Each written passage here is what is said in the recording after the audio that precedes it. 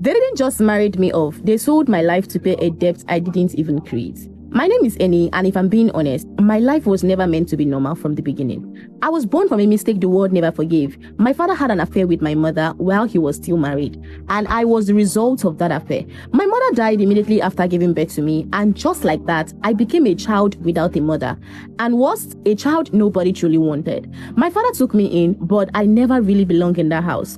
I lived like a shadow. I learned to stay quiet, to avoid trouble, to survive in a place where love was never offered to me. My stepmother made sure of that. From the very first day I entered the house, I understood I was not welcome. Years passed like that until everything collapsed. My father made a terrible mistake. He sold lands that did not belong to him, using fake documents and illegal deals. At first, it looks like a very smart business until the real owners came back. And when they came back, they didn't come to talk. They came for everything. The debt was massive. Too big to run from, too big to explain. And my father tried every possible ways to escape it. But truth always has a way of catching up. Soon, he had nothing left. No money, no land, no power, nothing. That was when the final condition came. If he could not pay the debt, then he had to offer something else. Something vulnerable enough to settle it. And that something was me. My freedom became the price for his mistake. And just like that, my destiny was arranged. I didn't even get time to understand what was happening. One moment, I was living a quiet life in that house. The next moment, I was being prepared for marriage. Not marriage from love, marriage as settlement. A wealthy man had agreed to clear my father's debt, but in return, he demanded me as his daughter-in-law for his son. Nobody asked me if I wanted it. Nobody cared if I agreed. I was simply handed over like a transaction. The man I was sent to marry, his name was Damien. A man I had never met properly. A man known for wealth, power, and emotional distance. A man who brought girls into his life but never kept them. A man who lived like marriage meant nothing. And suddenly, I was his wife. The day I entered this house, I realized something quickly. This was not a home. It was a world of silence, structure, and control. Damien didn't reject me loudly. He didn't insult me. He simply ignored me, like I was just another arrangement he didn't ask for. We lived in the same house like strangers. Separate rooms, separate lives. No connection, no warmth, no love. Just two people forced into a contract marriage. But something in me refused to remain invisible. I started changing, not because someone changed me, but because I refused to remain powerless. I began to observe everything. I learned the house, I studied people, I learned how to carry myself slowly.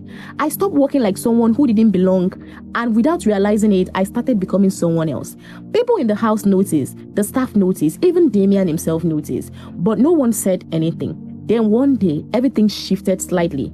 A woman entered the house, one of the girls from his past, loud, confident, comfortable like she owns the space she didn't belong to. She saw me, I saw her, but I didn't react, I didn't fight, I didn't scream, because I understood something very early in that house.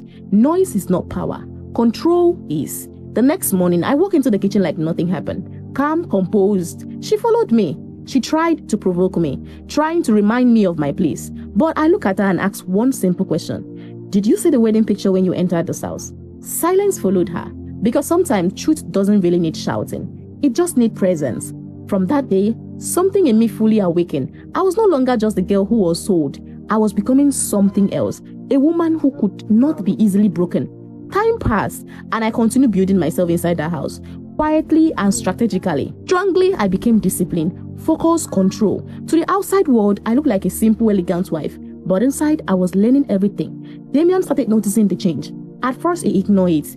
Then he observed. Then he questioned it silently. Because I was no longer acting like someone who needed him.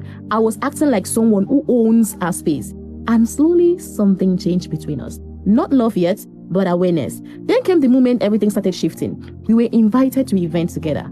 Public appearances, family gathering, and for the very first time, people saw us as couple. Mrs. Damien, you are so lucky. Sir, your wife is amazing. But they didn't know the truth. They didn't know that we were strangers sharing a title. Yet I carried myself like I belonged in that world. And slowly, I built a name without even trying. A presence without noise. A power without shouting.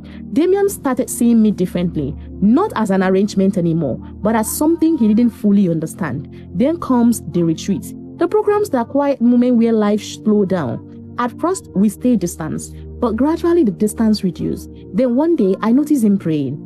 Another day, he noticed me sleeping peacefully without fear.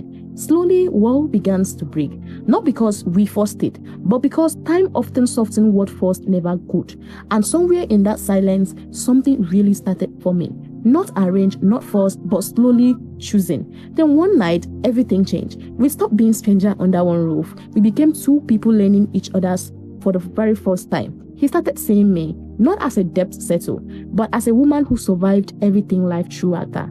And I started seeing him too, not just as Damien, but as a man who was also broken in ways he never spoke about.